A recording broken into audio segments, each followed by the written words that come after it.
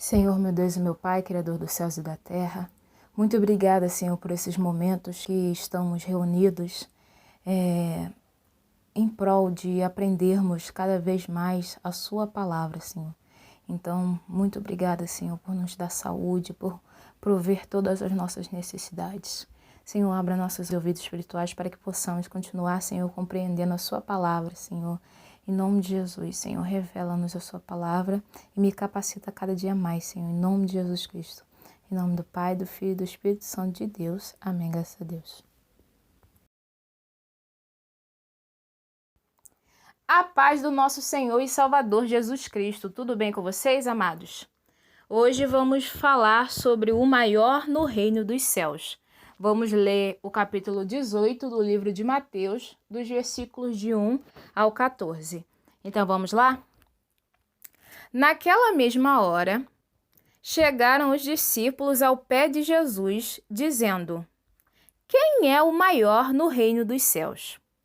Em Lucas 22, 24 diz assim: Os apóstolos tiveram uma forte discussão sobre qual deles deveria ser considerado o mais importante. Versículo 2. E Jesus, chamando uma criança, a pôs no meio deles.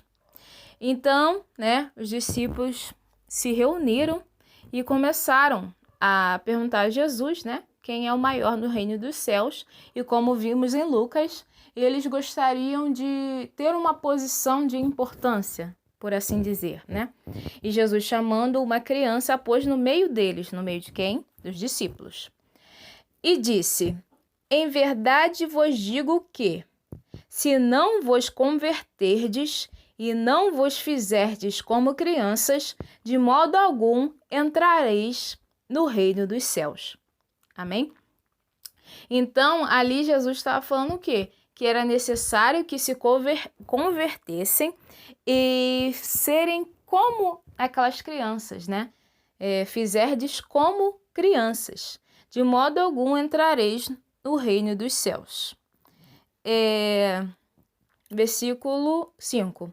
E qualquer que receber em meu nome uma criança, tal como esta, a mim me recebe. Então, Jesus ainda mostrando aquela criança disse, que quem recebesse e quem cuidasse daquela criança, quem desse o alimento espiritual, o que quer dizer? O evangelho, a palavra, explicasse, entregasse o evangelho àquela criança como uma pessoa que necessita de cuidados, que necessita de alguém para cuidar dela, entende?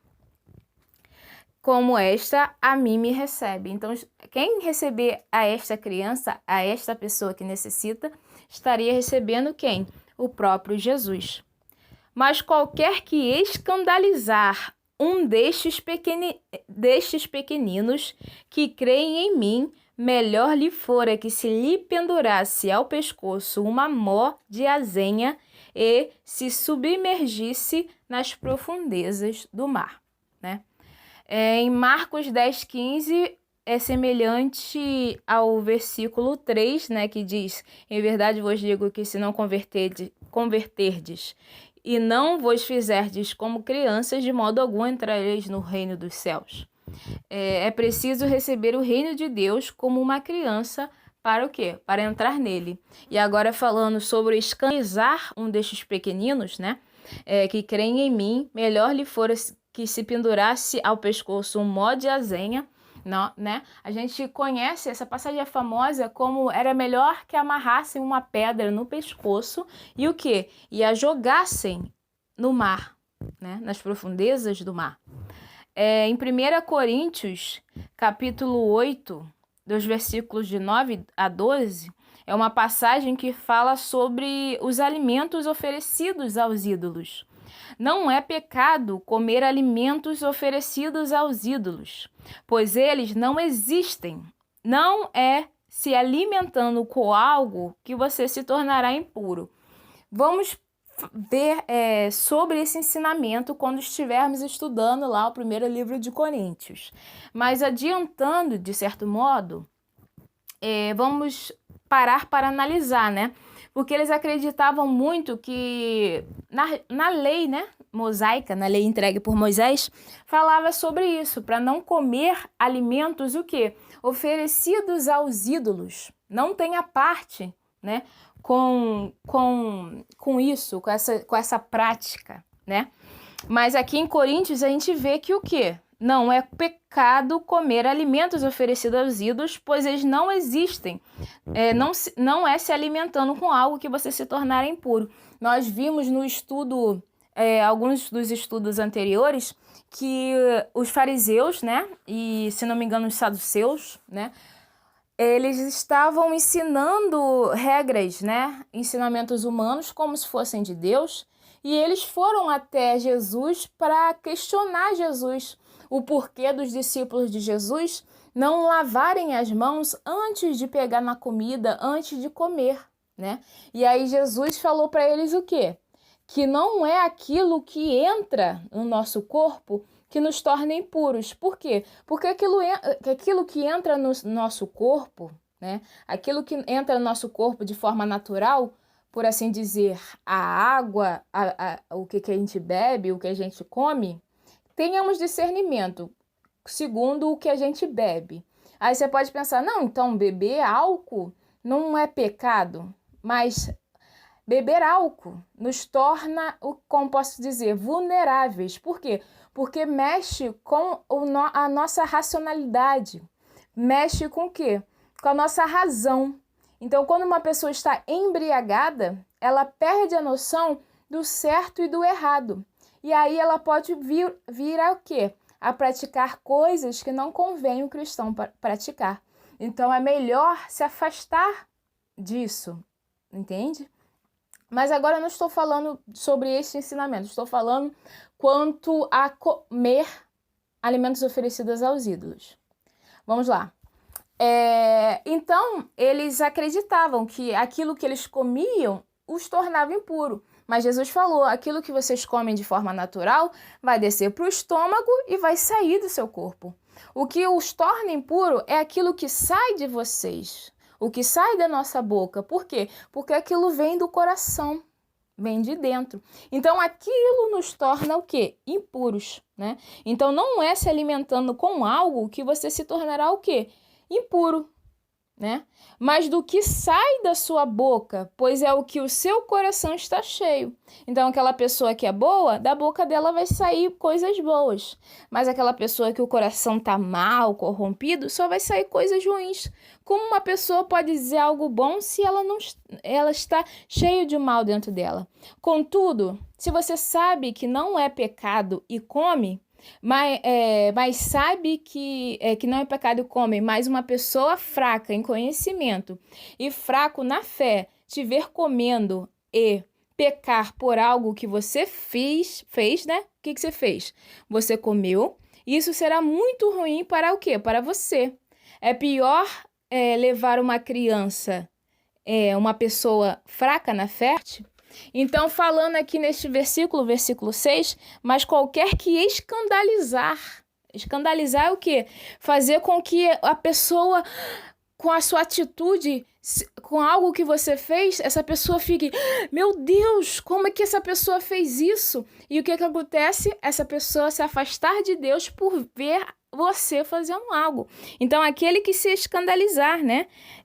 Mas qualquer que escandalizar um destes pequeninos, que quer dizer que as pessoas fracas na fé, que precisam de que amadurecimento espiritual, que precisa de você, como é um irmão na fé, um evangelista, um pastor, um bispo, e por assim dizer, alguém que tem um cargo importante na obra, que faz a obra de Deus, que está ali para ajudar aquela pessoa, para dar forças àquela pessoa, mas aí você comete algo que, ao invés de ajudar, acaba o quê? Atrapalhando. Então, o que acontece?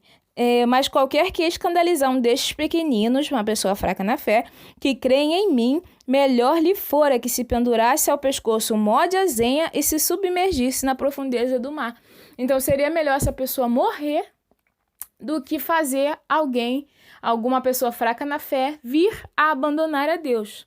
E me aprofundando um pouco mais nessa ideia de que do alimento, eu falei, em 1 Coríntios, no primeiro livro de Coríntios, né?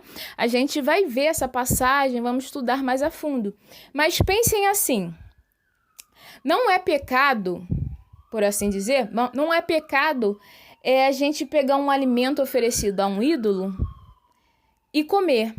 Se a gente crê verdadeiramente em Deus, que Deus é o único Deus e que aquele ídolo nada mais é do que uma figura feita por mãos humanas com materiais, seja madeira, seja gesso, seja porcelana, não sei, e você crê que aquilo é só algo banal, algo que não te importa, aquilo não existe. Mas aí você vai lá e come, e para você tá tudo bem. Por quê? Porque você tem fé em Deus e crê que aquilo ali não vai o quê? Te corromper. Mas aí o que acontece? Uma pessoa, você já tem 10 anos de caminhada no evangelho, né? E aí uma pessoa que se converteu há 6 meses. Ela tem você como uma figura de autoridade e tem você como um exemplo para essa pessoa. Só que ela ainda está engatinhando. Ela ainda recebe o quê? Papinha como alimento espiritual. O alimento mais sólido, ela ainda não está recebendo. Entende? Ela não está preparada. Então, algumas coisas do evangelho, algumas coisas da palavra de Deus, ela não compreende. Mas ela vê você como exemplo dela. Só que essa pessoa acredita firmemente que aquele alimento oferecido ao ídolo realmente é algo que, nossa, é pecado se eu comer ali, se eu tocar. Algumas pessoas pensam, se eu tocar, meu Deus. Uma irmã da igreja uma vez falou que ela estava trabalhando na casa de uma pessoa e essa pessoa tinha umas imagens dentro da casa dela que ela não queria nem tocar porque ela tinha que limpar, né? Ela estava fazendo faxina na casa e ela não queria tocar, mas aí ela teve que tocar porque ela estava trabalhando, pediu perdão para Deus, né? E essa pessoa estava assim, com o coração aflito. Então é a mesma coisa que uma pessoa que chegou há pouco tempo na igreja e pensa, poxa, se eu tocar aquilo ali, eu vou me tornar impura, eu vou pecar. Mas aí ela vê você comendo a comida oferecida àquela imagem. Ela, nossa, meu Deus, será que eu posso fazer isso? Será que eu posso? E você trata aquela ação de comer como algo banal. Por quê? Porque para você, individualmente, não tem problema. Então você come na frente da pessoa, se ela chega para você, mas pode comer? Pode, vem cá. E você serve essa pessoa com a mesma coisa que você está comendo. E aí a pessoa, talvez por impulso, pensa, nossa, se ele está comendo, eu posso comer também. E a pessoa vai lá e come. E o que acontece? Ela vai para casa. E nisso, o que acontece? Ela se sente culpada.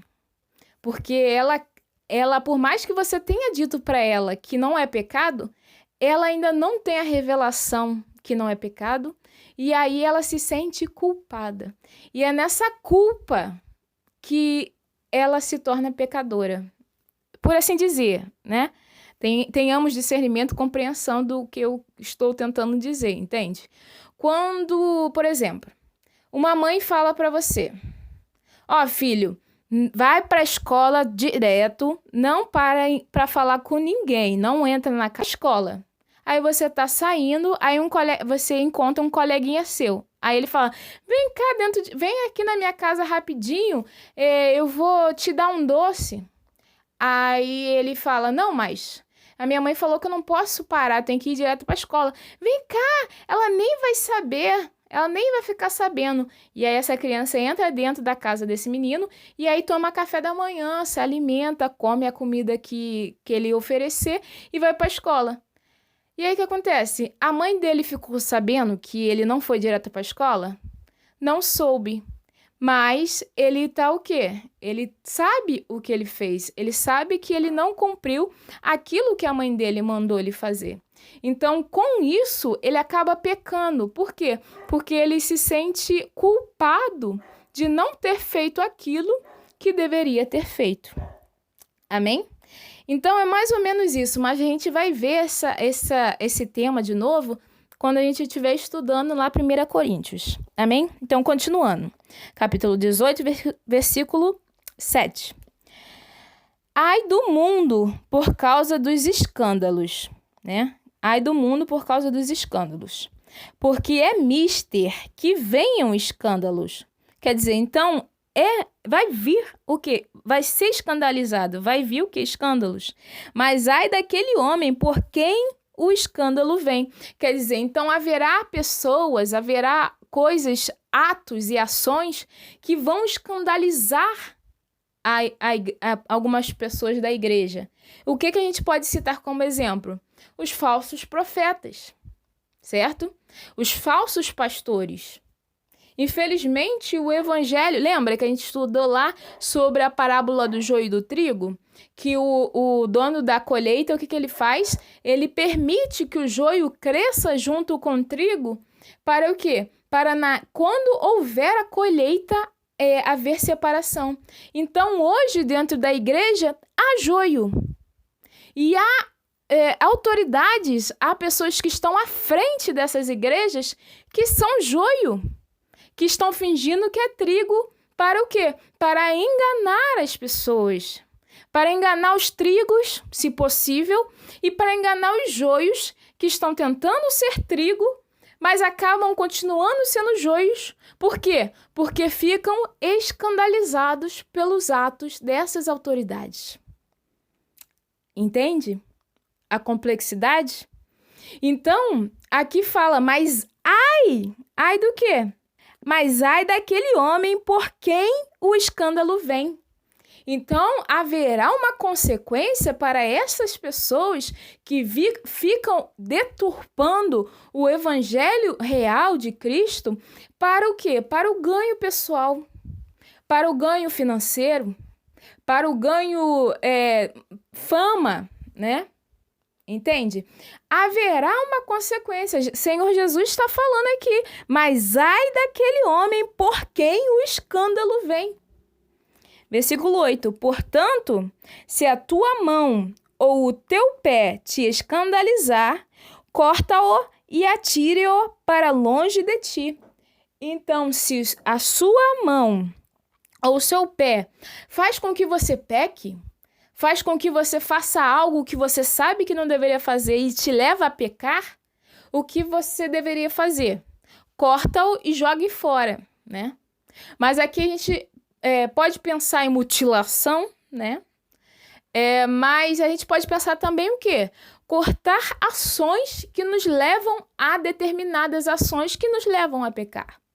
Se você tem algum problema com pornografia, você vai o quê? Você vai evitar ter acesso a determinado tipo de sites. Você vai evitar ter acesso à internet.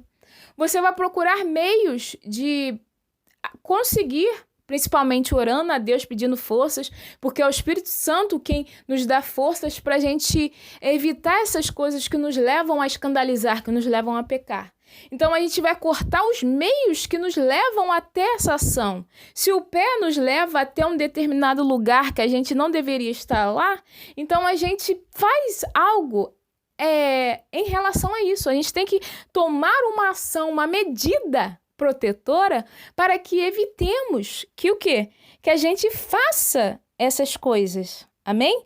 Portanto, se a tua mão ou o teu pé te escandalizar, corta-o e atire-o para longe de ti. Melhor te é entrar na vida coxo ou aleijado do que, tendo 2 mãos ou 2 pés, seres lançado no fogo eterno. Então, é melhor você entrar na vida eterna, na vida com Deus, né? Ser salvo, sem uma mão, sem um pé, sem um olho, do que o quê? Você está perfeito, seu corpo está perfeito, com as 2 mãos, com os 2 pés, com os dois olhos, e ser lançado o quê? No inferno. Então, é melhor procurar maneiras de evitar essas coisas que te escandalizam e cortar aquilo fora, aquela ação fora, do que você ir para o inferno com tudo isso, entende? Tudo isso que te leva a escandalizar. Em Mateus 5,30 diz assim, fala sobre cortar a mão, se esta o fazer pecar. Pois é melhor entrar na vida eterna sem uma mão do que manter o corpo todo e ir para onde? Para o inferno. No versículo 9, diz assim, E se o teu olho te escandalizar... Eu adiantei, né, o olho. Já falei do olho, mas aí agora a gente vai ver. E se o teu olho te escandalizar, se o teu olho te leva a pecar, o que você faz? Arranque-o e atire-o para longe de ti. Melhor te é entrar na vida com um só olho do que tendo dois olhos seres lançado no fogo do inferno. Então, mesma coisa, se o seu pecado estar no olhar, no cobiçar, você vai fazer o quê? Você vai procurar maneiras de evitar aquela tentação. Eu vi uma pregação do pastor Cláudio falando sobre isso. O diabo, ele vai trazer para você uma tentação segundo a sua fraqueza. Se a sua fraqueza está no cobiçar, está no sexual, ele vai mandar tentação para você exatamente aí. Mas o seu pecado está como eu posso dizer, no furto, na vontade de tomar posse daquilo que não é seu, ele vai dar o quê? Brechas e oportunidades para que você esteja pegando algo que não é seu. Algo que esteja, como posso dizer, possível às suas mãos. Ah, mas o meu pecado é ir para um determinado local que eu preciso ser liberto desse desejo de ir até esse lugar. Ele vai mostrar para você o quê? Maneiras de chegar até lá. Quando você pensar, já está lá dentro. Entende? Então, o maior no reino de Cristo é aquele que modela a dependência em Deus semelhante à de uma criança, né? A ideia não é infantilidade, é um perpétuo estado de imaturidade. Não é ser que nem criança, uma criança imatura, infantil. Não, mas sim similar ao de uma criança. Ou seja, os cristãos maduros ou perfeitos são aqueles completamente dependentes de Deus para que Ele supra todas as suas necessidades. Os cristãos devem fazer tudo o que puderem para evitar escandalizar o quê? Uma criança. Os pequeninos que seguem a Cristo. Deus toma conta de todo o seu rebanho, por mais insignificantes que possam parecer para os outros. Então, amados, devemos ser totalmente dependentes de Deus, como uma criança dependente da sua mãe. Uma criança não pode pegar, hoje eu vou no mercado, porque eu preciso de dinheiro para isso, vou no mercado, vou fazer a compra, vou levar essa comida para casa, vou chegar em casa, vou cozinhar. A criança não pode fazer isso. A criança depende totalmente dos pais para comer, para beber, para se vestir, para tomar banho, dependendo da idade da criança. Então, nós devemos ser o quê? Totalmente dependentes de Deus. Crendo que o quê? Que até os mínimos detalhes da nossa vida é Deus que está provendo. Amados, se você está nesse vídeo de estudo agora, respirando, com vida, é porque Deus permitiu. É porque Deus deu o sopro de vida para você e está permitindo que você respire. Eu acho que eu já citei aqui no canal uma vez que eu vi um testemunho muito bonito de um rapaz que ele não estava conseguindo urinar sozinho. E ele ficou, acho que nesse estado bastante tempo que ele não conseguia urinar. Então ele teve que botar aquela bolsa de, acho que eu não sei o nome, mas ele teve que botar uma bolsinha para o quê? Para sair aquela urina. Certo? E aí o que aconteceu a partir dessa experiência? Ele percebeu o quão agraciado é uma pessoa que consegue urinar sozinha. Pode parecer um detalhe insignificante, pode parecer algo bobo, mas só quem perde é que compreende o valor de poder ir ao banheiro sozinho. Entende? Só uma pessoa que perde os movimentos da perna compreende, vou citar assim, o quão valoroso é levantar pela manhã. Só uma pessoa que tem dificuldade respiratória consegue compreender o quão difícil é para o ser humano estar nesse momento vivo, respirando sozinho, sem a ajuda de aparelhos. A nossa existência é um milagre e, como eu posso dizer, é um milagre tudo funcionar perfeitamente realizado por Deus. É com a permissão de Deus. Então, nós devemos ser totalmente dependentes de Deus e crer que até os aspectos mínimos da nossa vida, é Deus que está cuidando, entendeu? Então, nós devemos ser o quê? Totalmente dependentes do nosso Senhor. Versículo 10, continuando. Vede, não desprezais alguns destes pequeninos. Vede, não desprezeis algum destes pequeninos, porque eu vos digo que os seus anjos nos céus sempre veem a face de meu Pai que está nos céus. Então, não se deve desprezar a ninguém, certo? Não se deve desprezar a nenhum destes filhos de Deus, né? Porque os anjos que protegem a eles estão sempre onde? Vem a face de meu Pai que está nos céus. Então, ele está na presença de Deus e cuidando deles. Versículo 11. Porque o Filho do Homem veio salvar o que se tinha perdido. Né? Porque o Filho do Homem veio salvar o que se tinha perdido. Então, ele veio salvar quem? As ovelhas perdidas do povo de Deus. Veio salvar aquilo que estava perdido. Aquilo que estava sem esperança. Versículo 12. Que vos parece? Jesus pergunta. Que vos parece?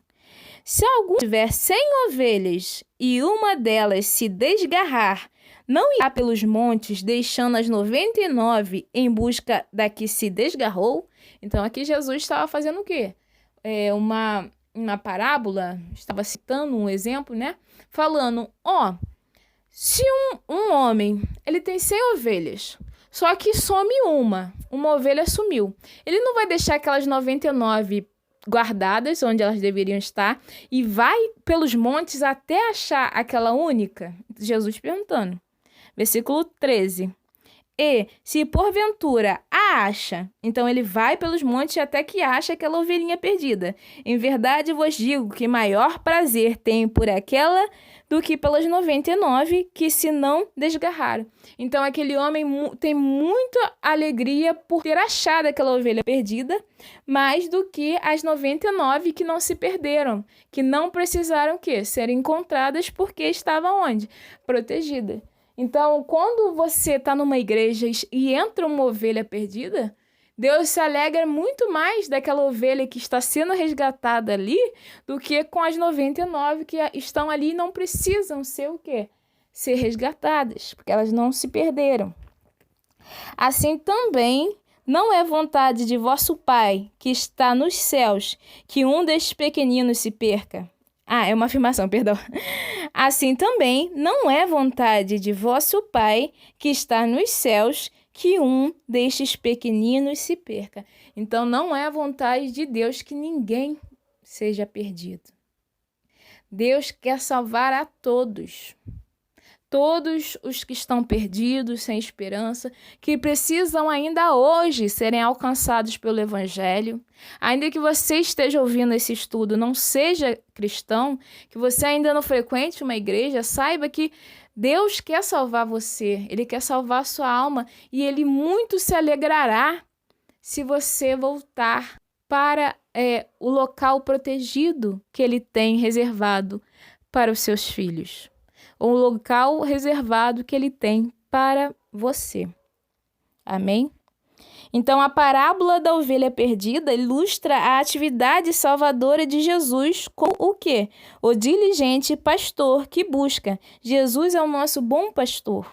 Busca a ovelha que se desgarrou e celebra o fato de encontrá-la. A vontade, o que alguém deseja ou determinou que será feito, do Pai é seu propósito ou desejo. O cerne da missão de Jesus de fazer na terra a vontade do Pai que está nos céus representava esse mesmo esforço de buscar e resgatar as almas perdidas de quem? Dos homens. Então, propósito de salvação.